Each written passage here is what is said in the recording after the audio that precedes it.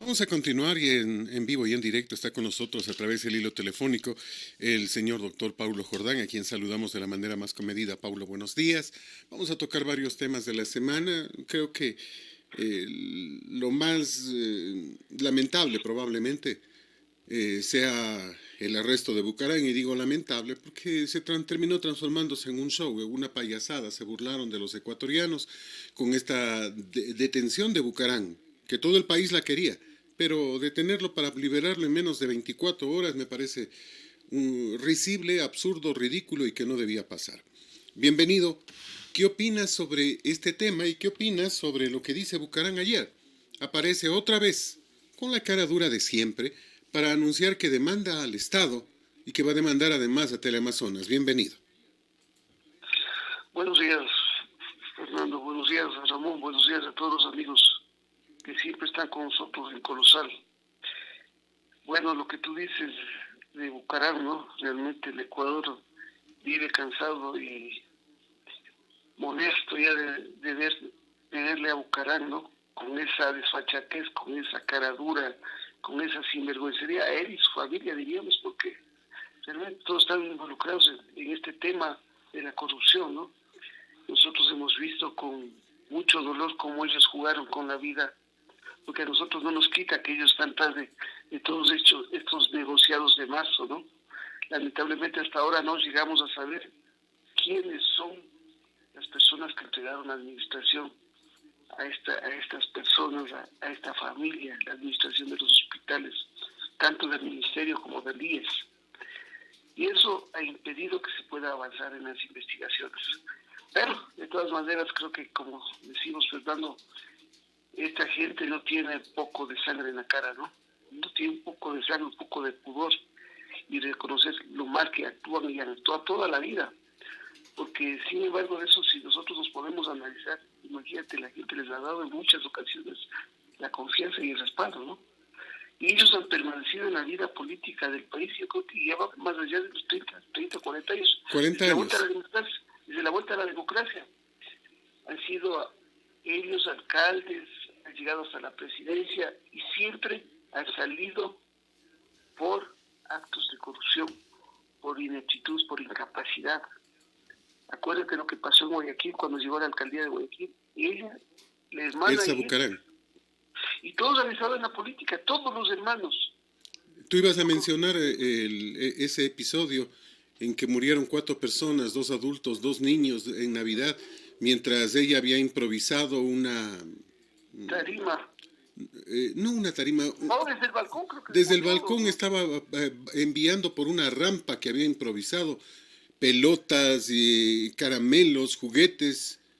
Mientras ella bailaba en el balcón, 4 personas murieron en la parte de abajo, todos en medio de una multitud que trataba de alcanzar los juguetes y regalos. Vergüenza, ¿no?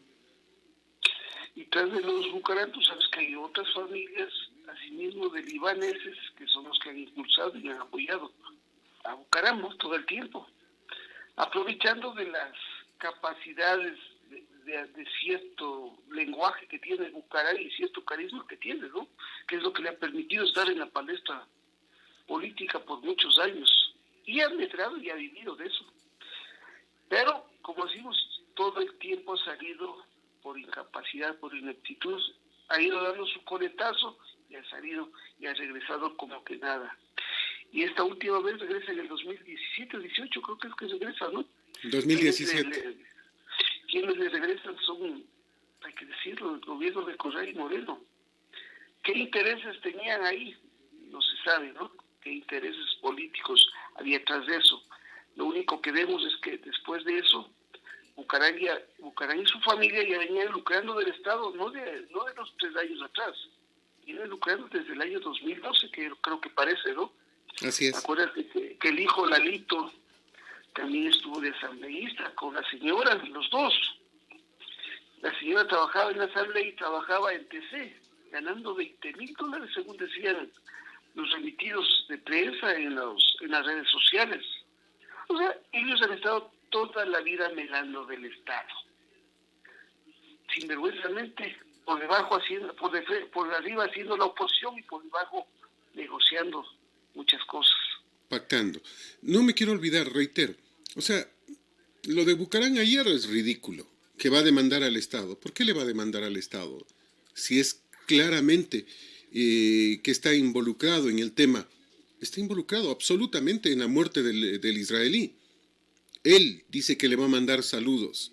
Él conversa con el israelí a través de un celular que no debería haber estado en la cárcel. ¿Cómo consiguió el teléfono del israelí?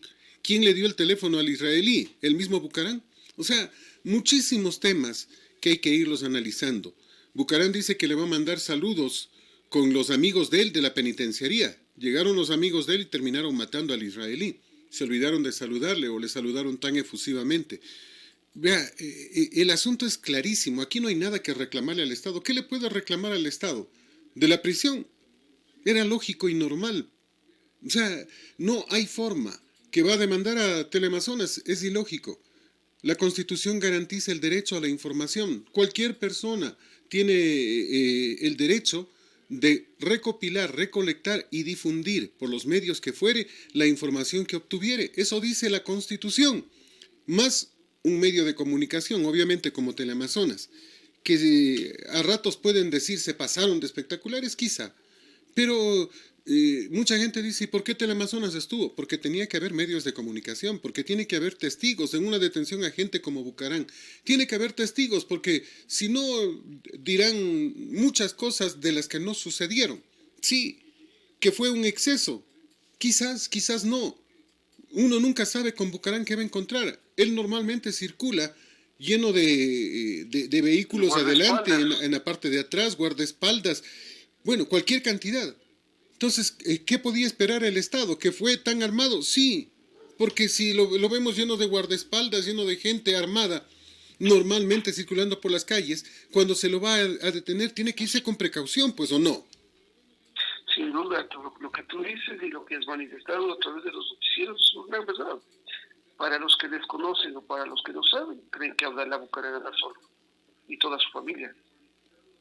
Todos los que conocen a la familia Bucaram en Guayaquil saben que actúa al estilo de las mafias italianas o al estilo de las mafias de otros países, ¿no? Delincuenciales. Que hay mucha gente que le protege a él. Nosotros hemos dicho, muchos grupos de poder están detrás de Bucaram, que han aprovechado también y han lucrado de su carisma y de su capacidad oral, ¿no? Para llegar a la gente. Entonces, lo que hizo, sí, hay un exceso a lo mejor del medio que transmitió, a lo mejor pero en el tema de la publicidad que le dan, ¿no? De la espectacularidad que le llegan, pero creo que a la delincuencia no se le puede enfrentar con besos y abrazos, pues, ¿no? Seamos honestos también.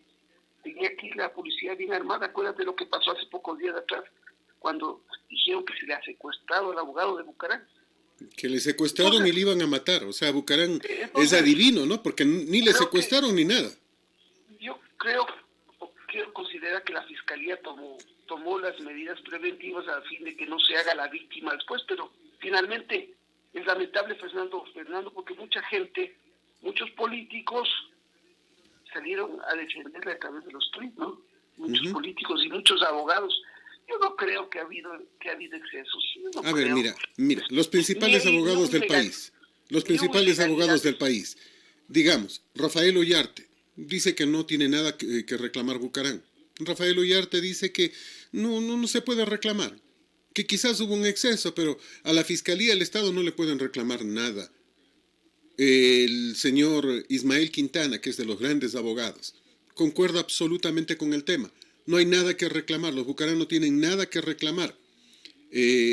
María Paulina Araujo tampoco dice que hay nada que reclamar. ¿Quién es más? Lastimosamente, dos abogados son los que salieron con semejante cosa. El presidente del Colegio de Abogados, que criticó el tema, no que reclamó, pero sobre todo Felipe Rodríguez, que yo no le veo, y se lo dije a través de un tuit a él, yo no veo que un abogado que defiende a delincuentes nos venga a pretender enseñar ética a los periodistas, más cuando él también funge como periodista sin serlo, actuando como editorialista del Telégrafo, se lo dije. Son los que cambiaron todo. Y a ellos sumémosles otros abogados, yo diría de poca monta, que más que abogados han sido políticos. O sea, son ellos los que se pusieron del lado de Bucaram. No entiendo por qué, será porque son políticos, será porque les interesa, pero los abogados serios del país, los que conozco, los connotados, han dicho que estaba bien, han dicho que estaba bien, que además, si es que hubiera un error, esto es de forma, no de fondo, y la ley tiene que cumplirse. Lo de fondo es lo importante, lo de forma es simplemente accesorio. Así es, yo estoy plenamente de acuerdo con aquello. Mientras haya habido la orden de allanamiento del juez legalmente dictada, mientras la Fiscalía ha levantado todito el proceso de investigación, acuérdate que hay versiones, hay documentos, hay llamadas telefónicas, creo que no pasa nada. Todo se ha hecho dentro del marco de la ley, con un poco de espectacularidad que finalmente, como tú dices, no sirvió para mucho porque por la edad y por las leyes que ahora le benefician a los delincuentes, a estas mafias, no se ha podido hacer lo que creo que la gran mayoría del pueblo ecuatoriano quiere, ver a todos estos mafiosos, a todos estos delincuentes en la cárcel. Eso es todo. Escuchaba a Rafael Ollarte ayer, y Rafael Ollarte decía que lamentablemente, de acuerdo a nuestra ley, persona de más de 65 años no puede ser detenida, sino simplemente le tienen que retener para que se presente ante el juez, para que el juez le dé medidas cautelares. Que eso es la ley y uno termina asustado. Y termino pensando, digo, bueno, acaban de detener a una persona de 74 años en Cuenca acusado de una violación. Me pregunto, ¿a él el juez también le habrá dado medidas sustitutivas? No lo creo. Pero en el caso de Bucaram sí pasa. Bueno, hay ciertos delitos que pueden ser sustituidas las medidas cautelares.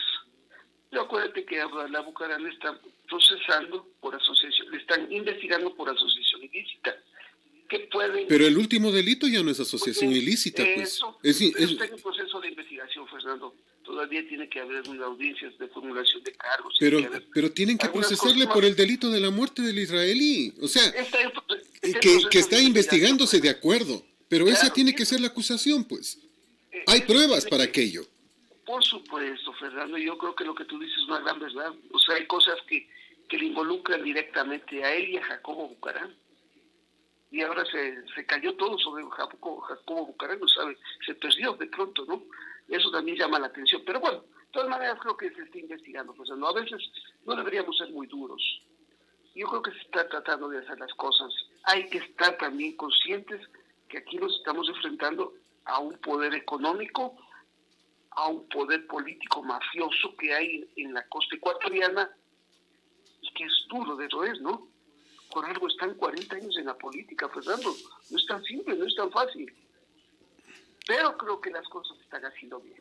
Hay que tener un poco de paciencia, no es como quisiéramos, hemos dicho, las leyes que se elaboraron, las leyes que están vigentes actualmente, se construyeron para proteger a los delincuentes, para proteger a los políticos corruptos. Yo creo que hubo una gran visión ahí del gobierno anterior. Entonces, también hay el tema de los derechos humanos, pues, ¿no? Que también ha venido a ayudar a todo esto. Ahora vemos un montón de cosas que los derechos humanos también han ido distorsionando y que las leyes también van distorsionando. Pero creo que vamos enrumbándonos, hay que tener fe, hay que tener confianza, que no todo está podrido ni todos son malos. Hay mucha desconfianza en la gente, en la clase política y en las instituciones. Esa es una gran verdad.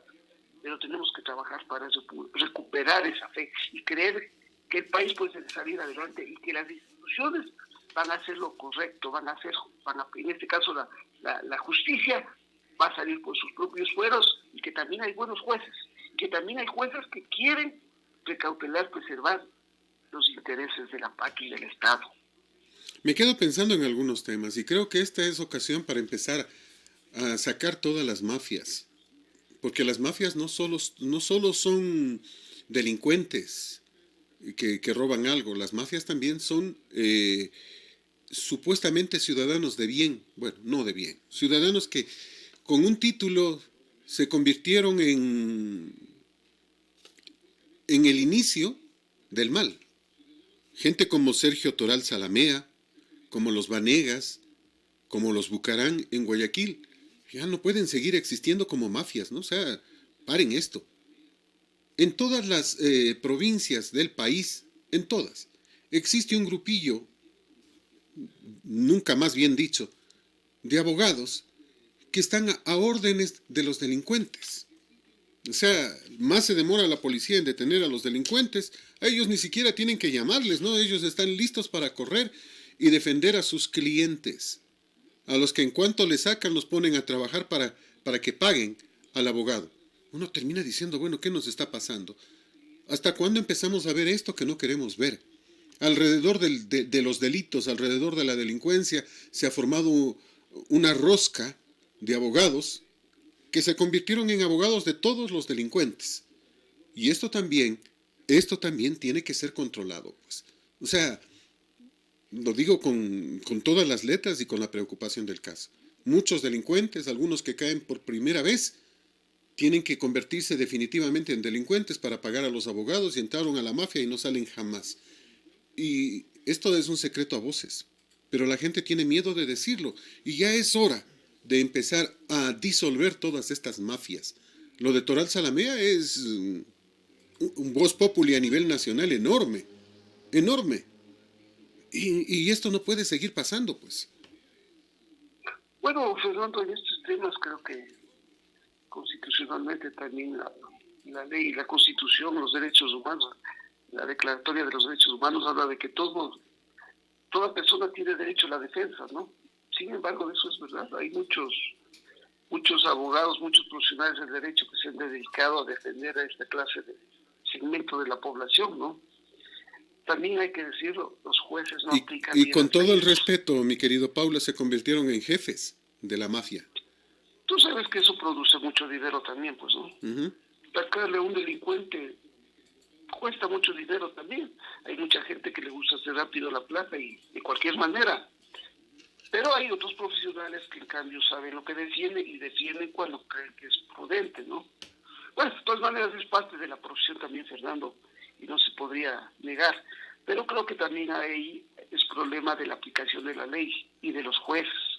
Porque si hay delincuentes que han insistido en sus delitos, que son reincidentes de sus delitos, que hay temas agravantes, yo no sé por qué salen con tanta facilidad, ¿no?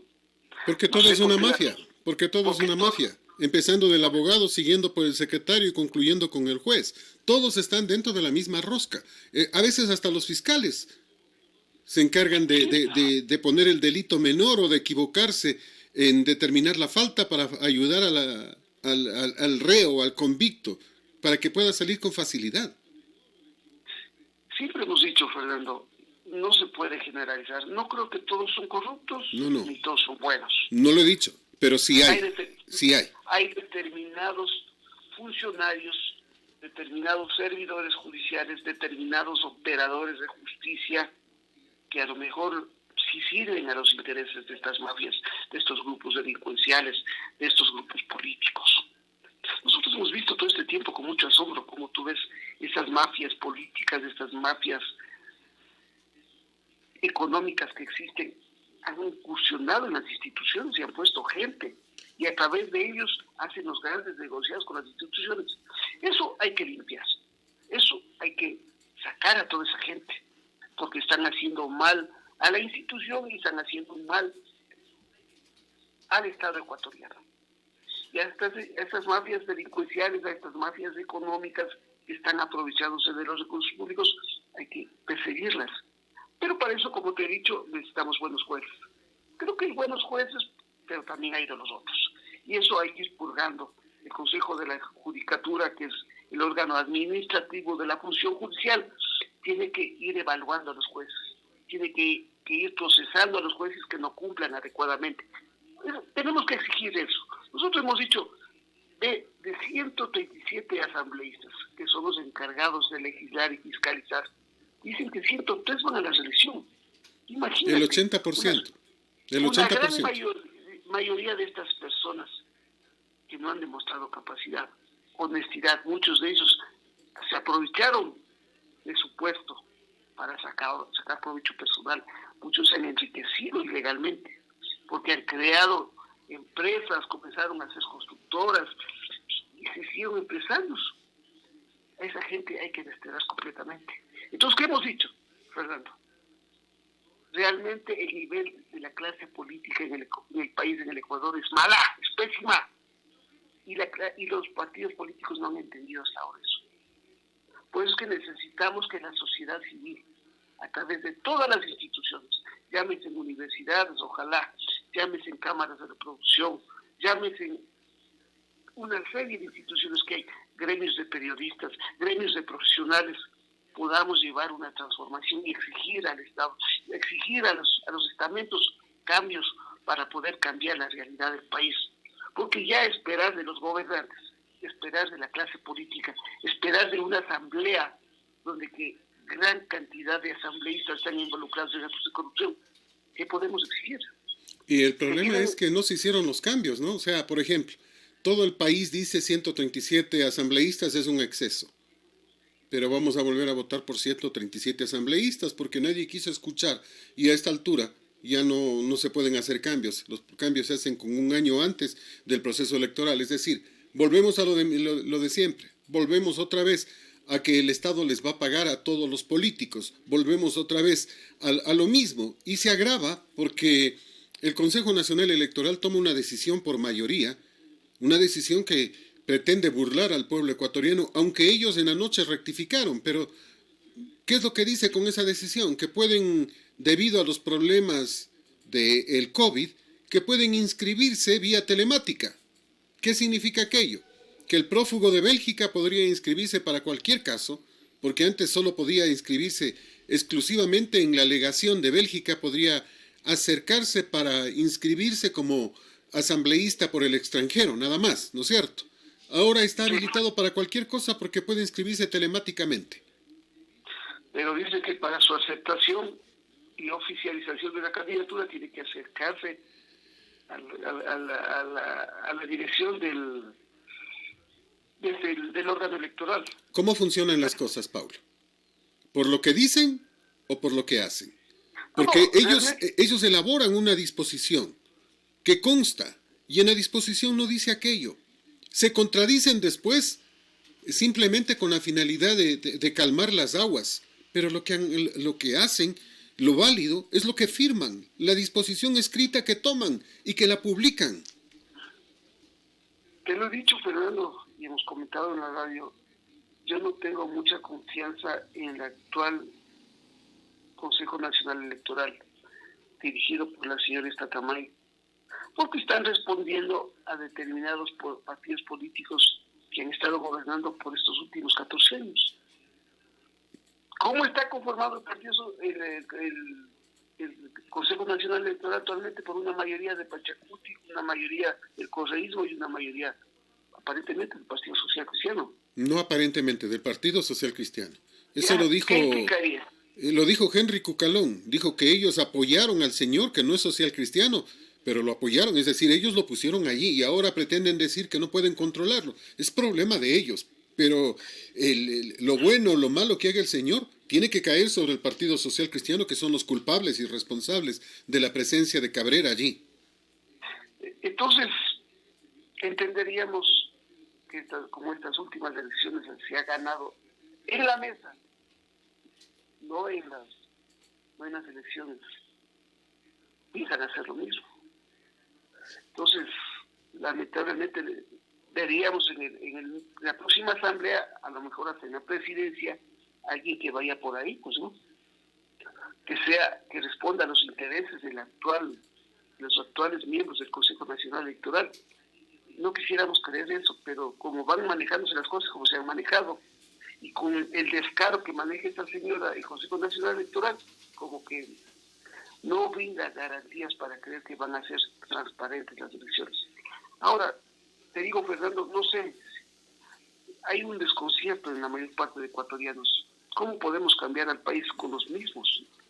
Son los mismos partidos políticos y a veces las mismas personas las que están en la asamblea. Gente que no ha podido responder a los intereses de la patria, al interés común, al interés de las grandes mayorías. Tenemos graves problemas que resolver y para eso necesitamos buenas leyes. Necesitamos un poder ejecutivo adecuado, con liderazgo, con capacidad para tomar decisiones. Necesitamos una buena asamblea, porque la asamblea tendrá que elaborar nuevas leyes para fortalecer el empleo, para fortalecer el Estado, para fortalecer la institucionalidad, para fortalecer la fiscalización. Aspectos que en esta asamblea prácticamente han pasado desapercibidos. ¿Cómo vamos a hacer para para fortalecer la dolarización? Pues es que si no fuera por la dolarización, el país estaría, creo, en ruinas. Es igual que Venezuela estaríamos. Entonces hay muchos temas que necesitamos que la asamblea que venga, porque la que está actualmente no ha podido cumplir adecuadamente. Van los mismos que vamos a 103 asambleístas van por la reelección. Y eso hay que ponerle mucho ojo. Algunos de ellos valdrán a lo mejor. Muy pocos. Y la gran mayoría no vale. Pero date cuenta, representan más del 80% de asambleístas que van a la selección. Hay que ponerle mucho ojo al Consejo Nacional Electoral. Los partidos políticos que van a participar en estas elecciones tendrán que hacer un buen control electoral para que no se repita el fraude, un fraude que a lo mejor se está planificando desde ciertos sectores interesados en mantenernos en el atraso, en el subdesarrollo en el que seguimos viviendo. Tú dices con esperanza un fraude que a lo mejor se está planificando. Es un fraude que está listo. Atamaín no es garantía de nada, es garantía de fraude, es una vergüenza. Es alguien a la que difícilmente se va a sacar. No entiende. O sea, definitivamente es ese tipo de gente que está para una misión. Y la misión de ella es boicotear todo, destruir el Estado. Esa es la misión de ella. O sea, no podemos tener ni la más mínima confianza y mira que podemos decir lo que sea. El ejemplo es lo que tú acabas de decir. Acaba de tomar una resolución. ¿Qué va a pasar? Ahora dice que no es así, que eso es simplemente para que se puedan inscribir en primera instancia, pero para ratificar la inscripción tienen que estar presentes. Ya mañana, más bien la próxima semana, ya verás que el correísmo estará impugnando esa decisión que acaban de tomar, la decisión verbal, y ratificando que tiene que cumplirse la decisión por escrito. Y presentará ante jueces, ante el Tribunal Contencioso Electoral, y el Contencioso Electoral les dará la razón. Y entonces Atamaín dirá, no es mi culpa. Y eso es lo de siempre. Y en las elecciones, cuando se den las elecciones, ella fallará como le dé la gana. Ya lo ha hecho. En Quito, sobre todo en Pichincha, nos quedan demasiadas dudas sobre lo que allí pasó. Se calificó como se quiso, se puso la votación a quien quiso. Reitero, ahí no ganó el pueblo, ni ganaron los que están, sino los que ella quiso. Allí fue importante quien cuenta los votos que definió todo el tema. Hemos hablado varias veces con el doctor Diego Delgado Jara, y el doctor Diego Delgado dice que, por ejemplo, aquí en Tungurahua hay 60,000 votantes fantasmas, inexistentes, que al final terminan decidiendo. Que en Quito hay 600,000, que en Guayaquil hay 700,000 personas que votan. En el país hay casi 2 millones de personas votantes, 1.800.000 votantes fantasmas, muertos, migrantes, etcétera, etcétera, que terminan votando. O sea, ¿cómo ponemos las cosas en orden si tenemos un consejo electoral de esta calaña, porque yo no lo quiero llamar de otra manera?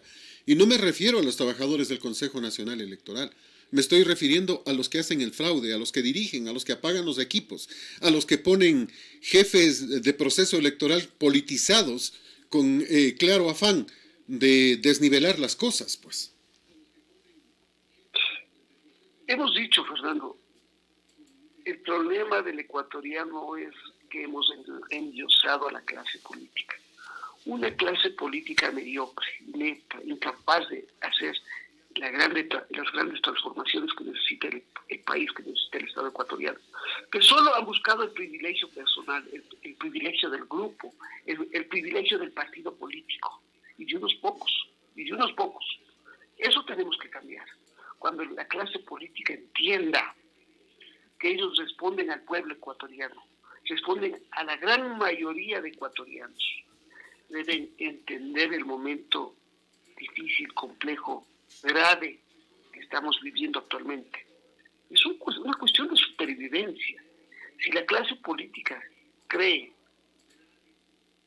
que va a entrar nuevamente a enriquecerse, hacer sus negocios y no hacer lo que debe hacer, creo que van a acabar con la paciencia del pueblo ecuatoriano, Fernando. Esa es la preocupación.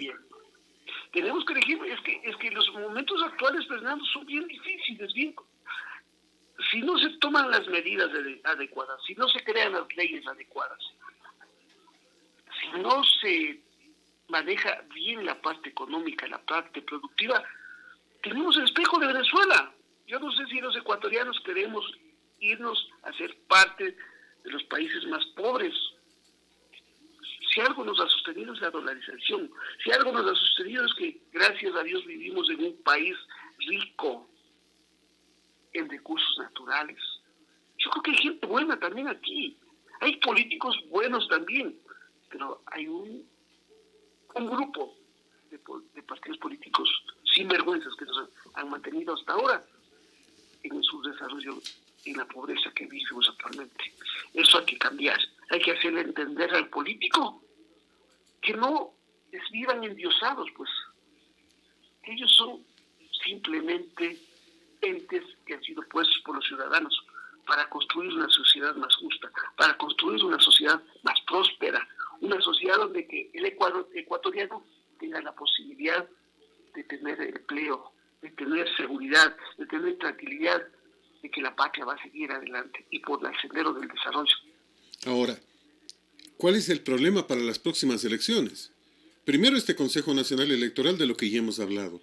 Y el segundo tema hace referencia a la enorme cantidad de candidatos.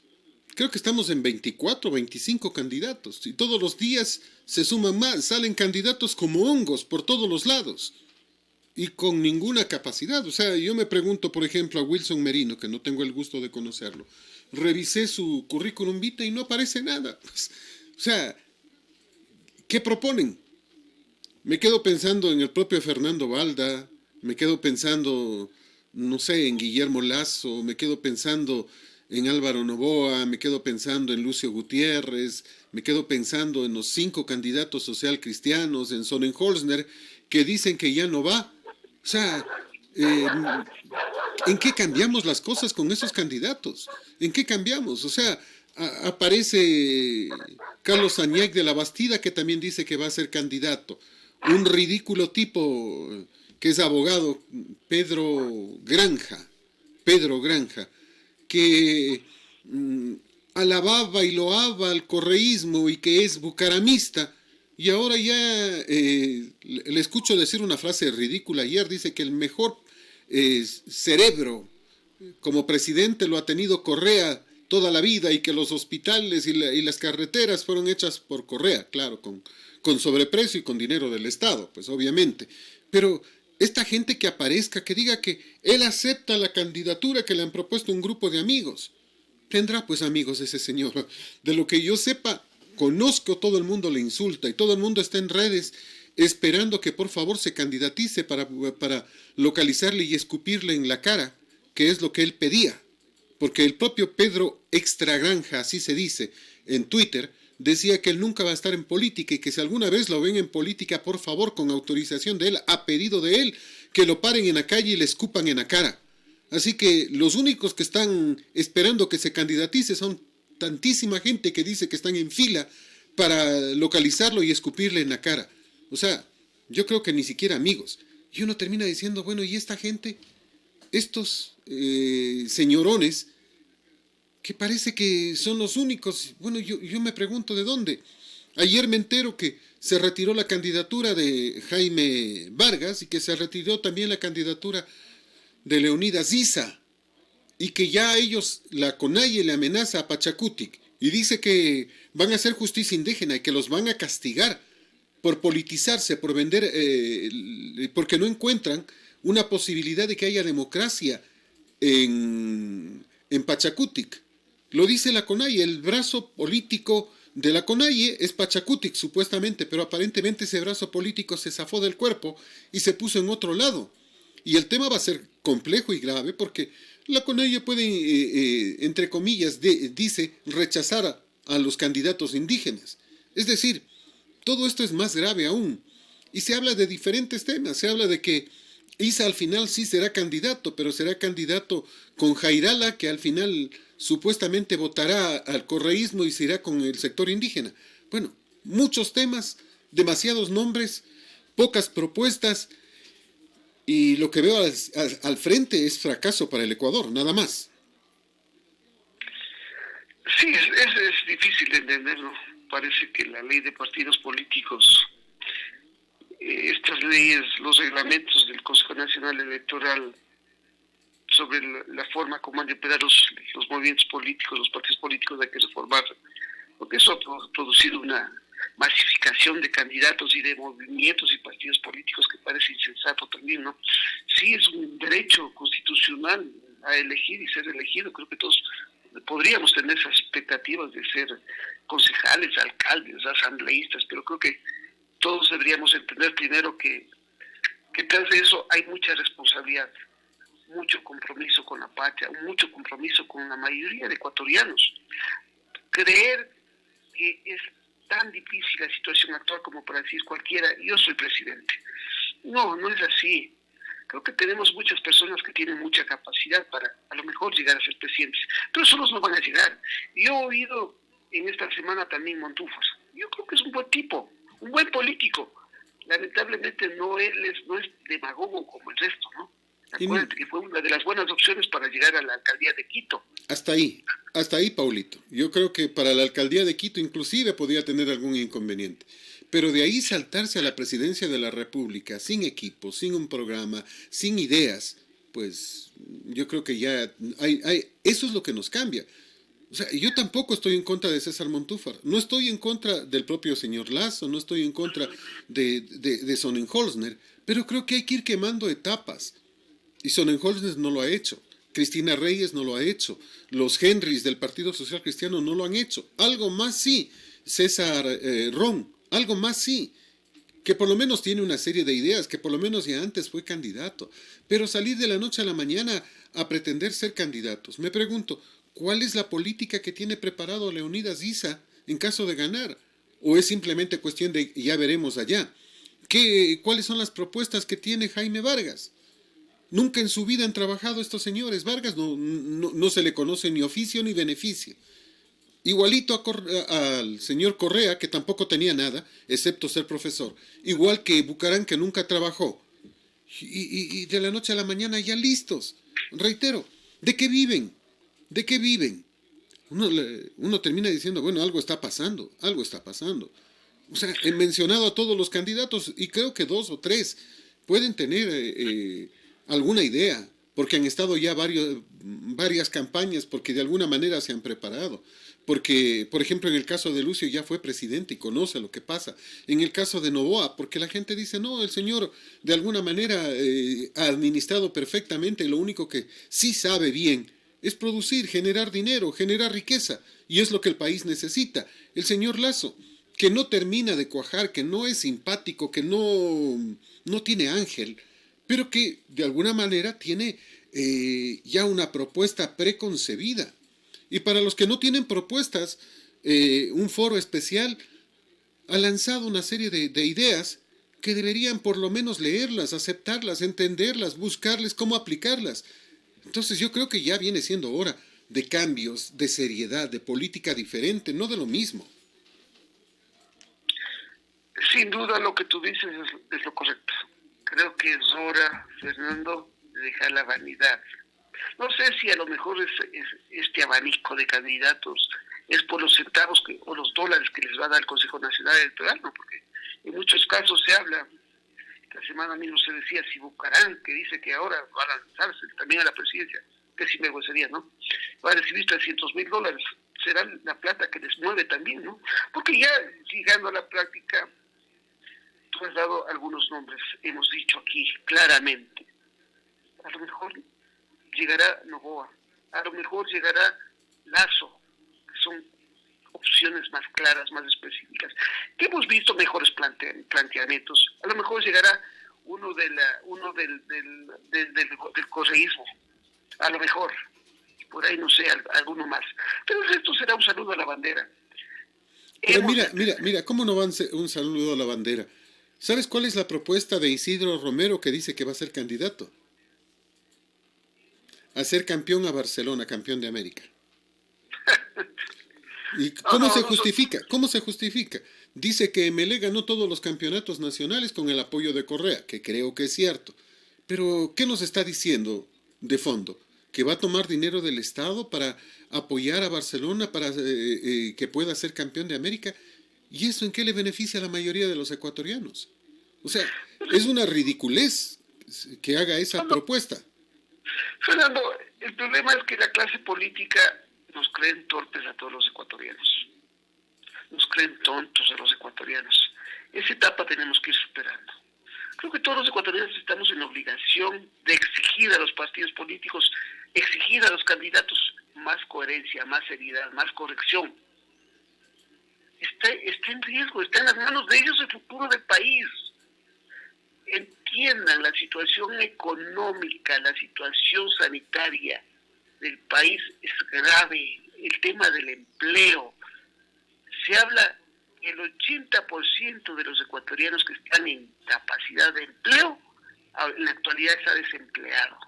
O sea, el 80% de las personas que son activos para ser empleados a pleno empleo, con todos los derechos, están desempleados actualmente, están sin trabajo. Entiendan, en este último año se habla de que 650,000 ecuatorianos perdieron su empleo posiblemente. Entonces, no entiendan, no es cuestión de decir yo quiero ser presidente y yo voy a ser campeón del Barcelona. No, además yo creo que todo tiene su edad, tiene su época, su momento. Isidro Romero creo que ya no está en edad pues, para esas cosas. Necesitamos gente, si bien gente madura, con decisión, con capacidad, que tenga unos buenos equipos de trabajo, que tenga el programa de gobierno sensato para el país. Yo creo que no, y yo el grupo de la CONAI de Pachacuti creo que tampoco tienen esa capacidad para sacarle al país adelante en las circunstancias actuales. Necesitamos seriedad, necesitamos honestidad, necesitamos realmente gente que venga a cambiar, que entienda que no es al grupo, al partido político que van a ir a defender, no, van a defenderles a la patria, a los ecuatorianos, a la mayoría que en la actualidad está desempleada, que en la actualidad no tiene trabajo, que en la actualidad está sufriendo, está llorando porque no tiene dinero para pagar los servicios básicos. Para eso necesitamos un buen líder, un buen presidente, con capacidad de decisión. No podemos seguir improvisando. El tema de las primarias, mira, Paulo, o sea, esa es una obligación hacer elecciones primarias. Pero sí escuchaste a Bucarán, ¿no? El domingo. Lanzo y acepto mi candidatura. ¿En qué primarias participó? Él mismo lanza y él mismo acepta la candidatura. O sea, esa ridiculez, ¿es un partido político? O sea, con solo eso, el Consejo Nacional Electoral debería decir, no señor, así no es. Una. Dos, ¿cómo puede ser posible la Constitución de 1998 de la que tanto se quejaban? Impedía que cualquier persona con un proceso iniciado pueda ser candidato. Aquí vamos a tener a Bucarán con grillete incluido como candidato. A Correa con sentencia ya dada, no ejecutoriada todavía, pero ya dada hasta segunda instancia porque no va a alcanzar la tercera instancia. Por eso adelantó el proceso, la señora Atamaín adelantó el proceso para que no alcancen a dar sentencia. Y lo vamos a tener a Correa. También ya con una sentencia en 2 instancias. ¿Y qué va a pasar? Que va a quedar la justicia burlada porque no va a poder terminar de dar la sentencia si es que este señor ya tiene fuero y peor si gana. ¿Cómo se cumple la sentencia? Yo creo que en el caso de Bucarán, ¿qué podemos esperar, Fernando? Una capacidad limitada, una persona sin ética, sin moral, él y toda su familia, diríamos, ¿no? ¿Qué podemos esperar? A lo mejor el hecho de coger los centavitos que va a dar, como decía, $300,000. A ver, pero permíteme aclarar ahí, discúlpame. No es que le da, el Consejo Nacional Electoral no le da. Bueno, en el caso de Bucarán es seguro que de alguna manera llegará esa plata. Pero realmente la ley no prevé dar ese dinero. La ley prevé que ellos pueden firmar contratos, no creo que son 300, deben ser más. En el caso de candidato a la presidencia debe estar bordeando el $1,000,000. Pero no es que le dan en efectivo, sino le dicen, a ver señor, usted tiene esta cantidad de dinero, vaya y hable con los medios, vaya y hable con la gente que hace las pancartas, que le hagan, firme el contrato y nosotros le pagamos. El Consejo Nacional Electoral le paga a la persona. Yo no dudo que en el caso de Bucarán haya gente que simplemente se preste para el robo, no dudo.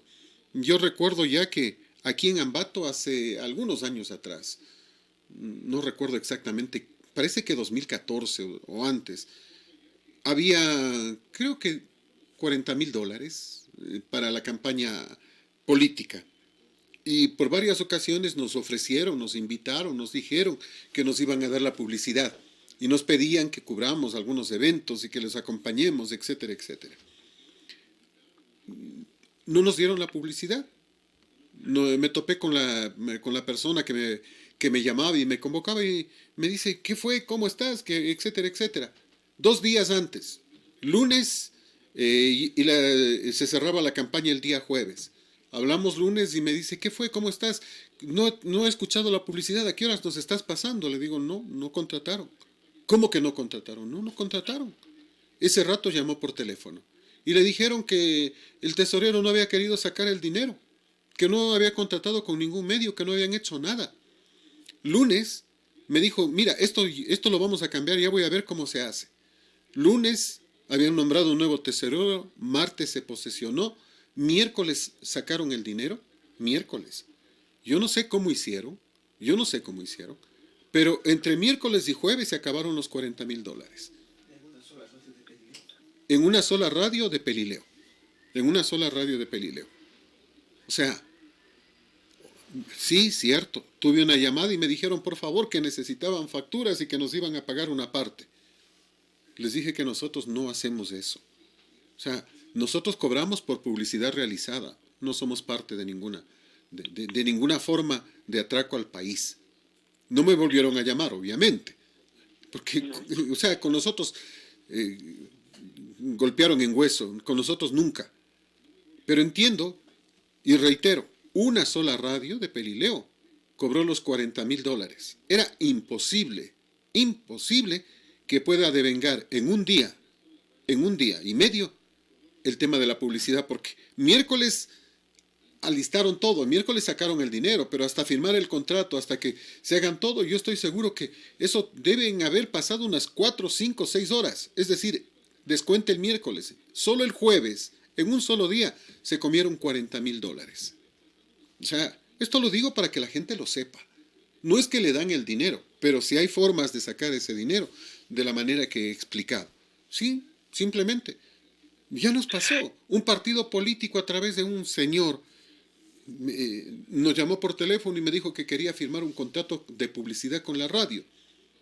La radio vive de vender publicidad. Entonces le dije que con mucho gusto. Me dijo, ¿sabe qué? Lo espero en tal parte, estoy en la 12 de noviembre y casi Unidad Nacional, primer piso, me dio el nombre, etcétera, etcétera. Me dijo, en cuanto usted llegue, por favor, llámeme a este número de celular, yo salgo a atenderlo inmediatamente. Así fue. Llegué, salió, conversamos, me dijo que sí, que le interesaba enormemente firmar un contrato con la radio, que cuáles eran las tarifas, le entregué las tarifas, que las conoce el Consejo Electoral y que no pueden ni ser bajadas ni ser alzadas, o sea, no hay descuentos, no hay posibilidad porque el Consejo Nacional Electoral aprueba las tarifas. Al final me dijo, mira, sabes que el contrato contigo lo hacemos, lo firmamos con tu radio, pero tienes que darnos el 30% por adelantado. Le dije, ¿qué? Sí, dices que todos los medios nos han dado, inclusive hay medios que nos han dado más. Por adelantado. Nosotros, mira, hasta el momento muchos medios, el 96% de los medios de Ecuador no han podido cobrar de la campaña electoral anterior. Y el señor quería el 30% y por adelantado. Yo simplemente me sonreí y le dije que estaba equivocado, que no veía el motivo para darle el 30% y que no lo iba a dar. Obviamente nunca se firmó contrato. Pero él decía, pero es que mira, tenemos que pagar secretaria, tenemos que pagar limpieza, tenemos que pagar del local. Pero es problema de ellos, no mío. Así de simple. Pero decía él que muchos medios le dieron ese porcentaje, esos valores. Nosotros no. O sea, todos estos temas irregulares en su momento los conoce el Consejo Nacional Electoral, porque yo lo he dicho. El tema de las entrevistas pagadas, programas de deportes, programas musicales, entrevistando candidatos, recibiendo al candidato en medio de aplausos pregrabados y llamándolo, venga prefecto, ya tenemos al nuevo prefecto. ¿Cuántos votos recibió el nuevo prefecto de X, Y o Z medio? O sea, ni siquiera para ni de lejos. Pero les comían al cuento con aquello de que venga, que nomás. Si no termina diciendo qué nos está pasando. ¿Qué nos está pasando? Lo que pasa es que gran caballero es don dinero y termina la gente siendo funcional a sus bolsillos, olvidándose de servir al pueblo, que es lo básico y lo importante. Así que esto para dejarlo en claro, supuestamente no es que va a recibir Bucarán $300,000, no. Va a recibir alrededor de $1,000,000, si no es más, para la campaña presidencial, pero no lo va a recibir en efectivo. Pero si hay formas en que ese dinero, de alguna manera, una cantidad, regrese a los bolsillos de él. Y conociendo a esta gente, ¿tú crees que no van a aprovecharse? Como él y mucha otra gente, lamentablemente. Eso es lo que necesitamos, Fernando, lo que tú acabas de decir. Medios éticos, medios que realmente se dediquen a hacer un periodismo honesto, correcto, en bien de la patria. Necesitamos servidores, funcionarios, candidatos honestos, que se entienda. Yo no sé por qué la gente vive entontecida por sacar provecho, por enriquecerse del puesto público, por aprovecharse de las circunstancias.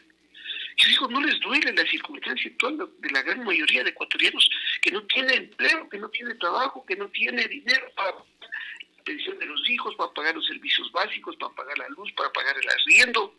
Mucha gente no tiene ni casa.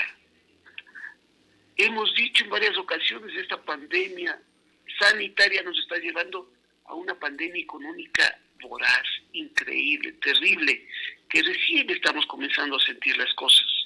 Y de la cantidad de desempleados, de la cantidad de ecuatorianos sin empleo, sin trabajo. Y mucha gente no quiere entender que es el momento de cuidar el empleo, de cuidar el trabajo, los que tenemos y los que tienen. No quieren entender.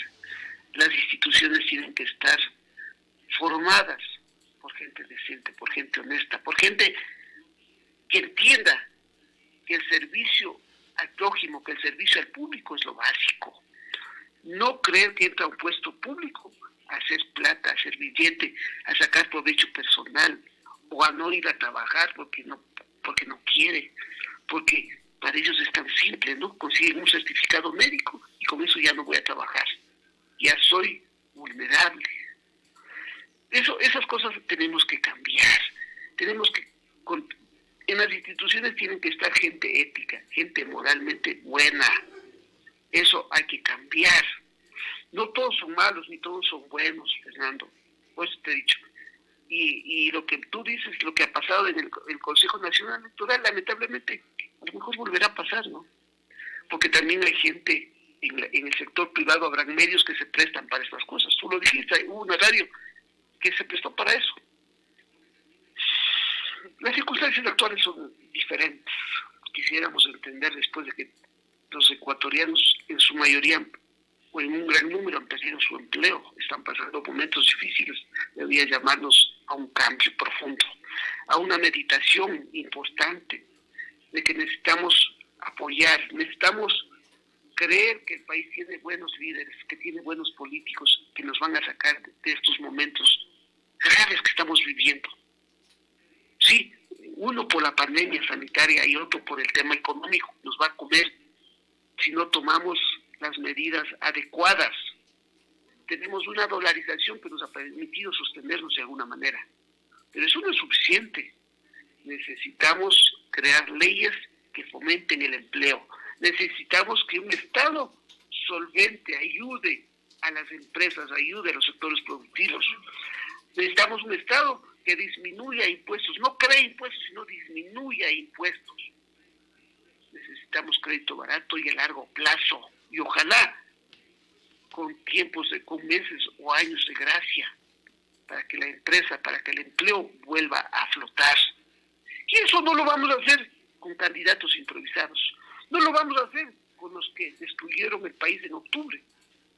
No lo vamos a hacer con los mismos políticos que han estado todo este tiempo, porque ellos no han tenido la capacidad para transformarle al país. No han entendido que el mandatario es el pueblo. Sí, ellos simplemente hacen lo que el pueblo quiere.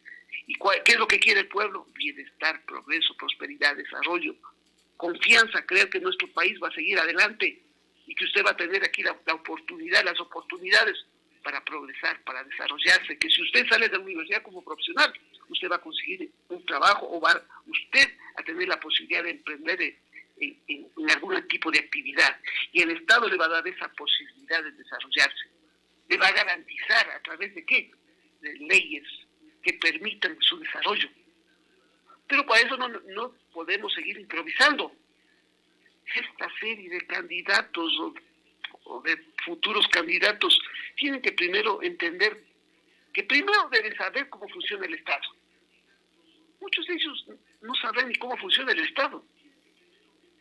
Necesitamos apoyar la producción, necesitamos que venga inversión extranjera. Eso es necesario, tenemos que quitarnos eso del neoliberalismo, de un capital. Nosotros hemos dicho desde aquí, el país necesita un propio sistema, un propio modelo económico, un propio modelo de gobierno. No nos podemos comparar con nadie, nosotros tenemos nuestras propias características. No abusemos de que Dios nos ha dado un país rico en recursos naturales, un país lindo, hermoso. No abusemos de eso, porque todo eso se puede acabar. Elijamos bien. También tenemos una responsabilidad en elegir. Elijamos honestidad, seamos honestos, cambiemos el chip, cambiemos la mentalidad, una mentalidad obtusa que tenemos que creer que es de la viveza criolla, que yo soy más sapo, que yo soy más vivo. Eso ya no sirve.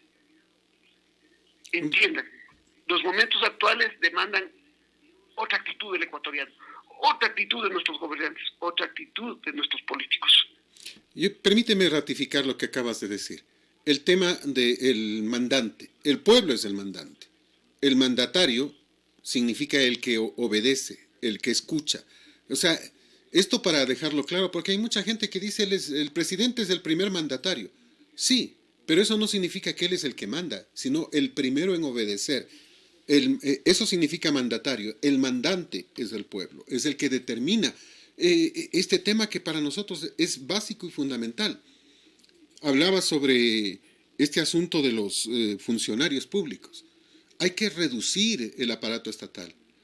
Tienen que ser 350,000 máximo 400,000 funcionarios públicos, bien pagados, eso sí, pero bien hábiles y bien ágiles, bien capaces, bien inteligenciados, no para el mal, sino para el bien, dedicados a servir a la gente. La mejor persona tiene que ser funcionario público, no el que carga las escaleras, no el que pega afiches en los postes, sino la mejor persona con capacidad, con ética, con honestidad, bien pagados, buenos funcionarios públicos. Eso es lo que necesitamos, no lo otro.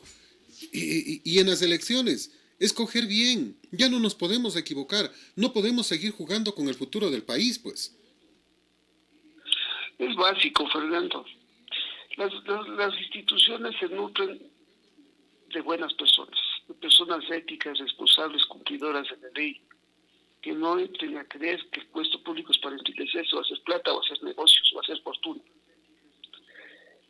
Que nuestros políticos, nuestros candidatos se bajen de eso que han vivido todo este tiempo endiosados o creerse que ellos son lo supremo. Entiendan, el país necesita un cambio. Los ecuatorianos necesitamos cambiar, entender que sí podemos ser honestos, que sí podemos ser buenos, que sí podemos ser eficientes. La tecnología ahora es una gran ayuda. Si usted no va al trabajo 4, 5 meses, 6 meses, que insiste, usted no es necesario. Si usted no va a trabajar, usted va a trabajar un día a la semana. ¿Cómo puede ser posible, Fernando, que las instituciones, teniendo jefes de apoyo a una dirección, no vayan a trabajar? Es absurdo, ¿no? En estos momentos tan difíciles. Tú has dicho, y yo creo que también comparto, en ciertas instituciones, a lo mejor sí hay mucha gente. Lamentablemente, ¿no? Lamentablemente. tendrá que optimizarse también el talento humano, tendrá que optimizarse el recurso humano. Pero para eso necesitamos autoridades con autoridad, voy a redundar en esto, con decisión, con capacidad. Tenemos que aprovechar la tecnología. No podemos seguir teniendo a la gente haciendo colas y colas y colas y colas para dar un turno, para atender, no para pagar. Cuando ahora la tecnología te da unas facilidades tremendas para poder pagar, primero donde quiera, y segundo desde tu casa si tú quieres. Y si por último ya no puedes mismo, te vas a la institución o te vas al banco, lo que sea. Entonces, esas cosas hay que aprovechar. Los tiempos han cambiado, las cosas van cambiando a una velocidad impresionante. Aquel que no entienda eso, aquel que no aprenda de lo que estamos viviendo, de todas estas experiencias que hemos tenido este tiempo, en 4 o 5 meses hemos cambiado muchísimo. Antes no entendíamos que la educación podía ser virtual, ¿no? Nos burlábamos a veces de las universidades que dictaban clases a distancia. No creíamos que la educación podía ser virtual. Pero es que Paulo, las universidades cuando arrancó esto tuvieron problemas. Las universidades que daban clases virtuales no encontraban cómo hacer funcionar realmente las aulas virtuales. Entonces, pero Bueno, recién la pandemia les obligó a aprender, a ellos y al resto, a nosotros también. Yo había visto Zoom, había visto TeamViewer, había visto Jitsi, había visto Google Meet, pero nunca los había utilizado. ¿Para qué? Si no había con quién. Ahora la cosa es diferente, es decir, la necesidad nos obligó. sí, y eso te digo, hemos ido aprendiendo. Ha habido instituciones serias, permíteme, ha habido universidades que vienen trabajando en el tema de educación a distancia, serias, correctas, que lo han hecho bien ya muchos años. Pero bueno, el tiempo ha pasado, ahora la tecnología da facilidades, el Estado está en obligación de dar, de fomentar, de apoyar a las empresas que nos dan el Internet a precios económicos bajos. Acuérdate que aquí pagamos en dólares. Entonces, las instituciones... Bajos que no son bajos, bajos que no son bajos. Las instituciones están en la obligación de modernizar sus plataformas informáticas y dar todas las facilidades a la ciudadanía. Ya tenemos que olvidarnos de eso de las colas, de las filas. Es un momento de cambio, Fernando. Es un momento de innovación. Es un momento de cambiar el chip. Es un momento de mejorar el autoestima del ecuatoriano. Es un momento de mejorar la autoestima de nuestros políticos, de nuestra clase política, de nuestros funcionarios públicos. No creer que el puesto público es para creerme sobradísimo o creerme es para hacerme rico. No. Es para servir. Sí, todos vamos por un tema económico también, que es importante y es lo que nos lleva y nos motiva a irnos a trabajar también. Pero también no perdamos el fondo de las cosas, no perdamos a qué estamos ahí, estamos para servir. Que el político entienda que no debe endiosarse por nada. Básico e importante. Es el momento de sacarle al país adelante. No podemos permitir caer en un estado fallido, donde que el Estado no pueda brindar las mínimas garantías, los mínimos servicios a los ecuatorianos. No podemos dejarnos arrastrar a ser un país miserable y de pobres. Es lo que queremos todos, mi querido Paulo, es lo que queremos todos. Ojalá la gente entienda que tiene que reflexionar seriamente su voto. El tiempo es nuestro peor enemigo, como siempre te agradezco, un placer compartir contigo, un abrazo enorme y gracias por acompañarnos. Buen día, gracias Fernando, gracias a los amigos que siempre están con nosotros. Este es Colosal, la que sí le dice la verdad.